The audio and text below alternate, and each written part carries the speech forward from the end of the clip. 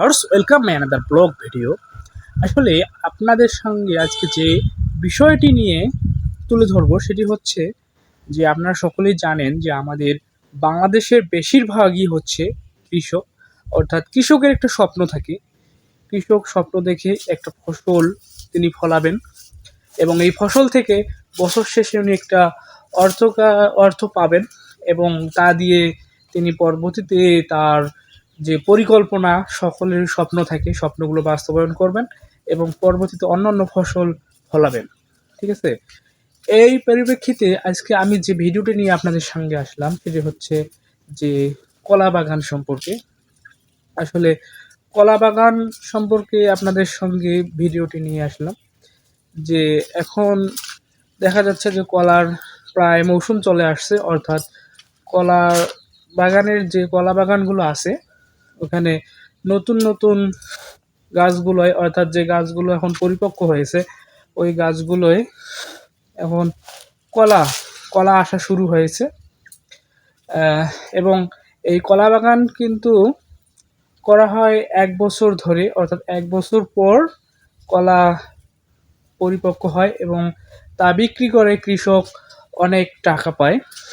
আজকে আপনাদের যে ব্লগ ভিডিও যে নিয়ে আসলাম আমার গ্রামের একটি কলা বাগান নিয়ে, অবশ্যই আপনাদের ভিডিওটি ভালো লাগবে এবং সেই পর্যন্তই আপনার শেষ পর্যন্তই থাকবেন এই ভিডিওটির সঙ্গে।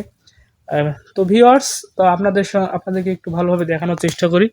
দেখেন, এই হচ্ছে কলা বাগান, অনেক পরিষ্কার পরিচ্ছন্ন। আর এই দেখেন এখানে কলা, কিন্তু এখানে কলা চলে আসছে। কলা কলা এই যে কলার মোসা এখনো কাটা হয়নি, অনেক নতুন নতুন কলার বীর বাইর হয়েছে, এগুলোকে কলার বীর বলা হচ্ছে। ঠিক আছে? এটি কিন্তু 1 বছরের ফসল, অর্থাৎ এই ফসলটি হতে 1 বছর সময় লাগে। এবং আপনারা যে দেখতেছেন যে এখানে কিন্তু অনেক কলা গাছের, এগুলোকে আমরা নৌকা বলি, হ্যাঁ, এগুলোকে নৌকা, এগুলো কেটে কেটে দেওয়া হয়েছিল যাতে এই কলা গাছগুলো পরিপক্ক হয়। ওই জন্য, তা না হলে কি হবে যে এখানে দেখেন অনেকগুলো, অর্থাৎ 5টা থেকে 6টা কলার চারা আছে।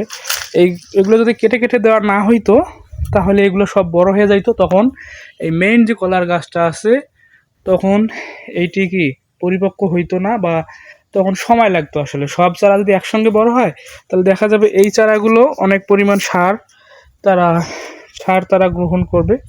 অর্থাৎ এজন্যই এই কলার চারাগুলো কেটে কেটে দেওয়া হয়। এবং আপনাদের যদি আমি দেখানোর চেষ্টা করি, যে দেখেন আপনারা যে এই যে কলার গাছে এখানে মাটি দিয়ে দিয়ে কলার গোড়াগুলো মাটি দেওয়া হয়েছে এবং সার দেওয়া হয়েছে। এই যে সার দেখেন পড়ে পড়ে আছে, এগুলো কিন্তু সার, হ্যাঁ, এগুলো সার পড়ে পড়ে আছে, সার দিয়ে মাটি দিয়ে ঢেকে দেওয়া হয়েছে। এবং এটা কিন্তু একটা অনেকটাই লাভজনক ফসল কলা, কারণ এক পীর, অর্থাৎ এই যে এগুলো যে কলা, এই পীরটা যখন পরিপক্ক হবে, অর্থাৎ যখন এটি বিক্রিযোগ্য হবে, তখন এক কলার পীরেই মনে করেন কমপক্ষে 450 থেকে 500 টাকা বিক্রি করা যায়।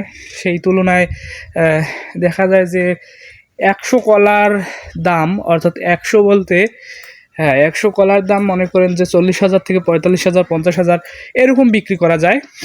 ঠিক আছে? আমাদের এইখানে হচ্ছে 11 শতক জমি, 11 শতক জমিতে এখানে কলার চারা আছে প্রায় 130টি। তাহলে অবশ্যই বুঝতে পারতেছেন যে 11 শতকে কত টাকা আসবে, কত টাকা আসবে। আসলে এই কলা একটি লাভজনক ফসল। এটা আমাদের গ্রামের প্রধান অর্থকরী ফসল বলা চলে, কারণ আমাদের